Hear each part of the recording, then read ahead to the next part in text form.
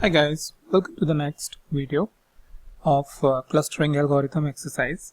So here I will give you just one quick exercise which is based on the previous video, and if you find any difficulty you can revisit the previous video and execute the exercise.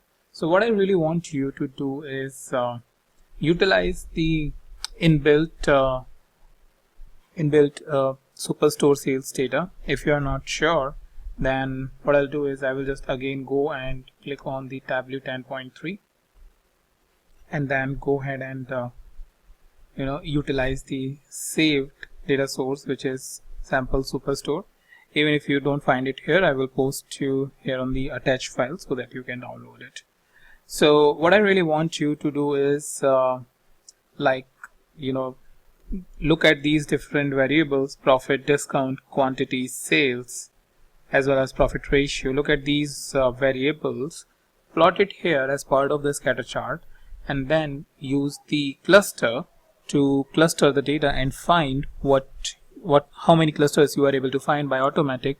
And then I really encourage you to experiment with the clusters and keep on adding the number of clusters or decrease it to see how many relevant customers you are able to find it.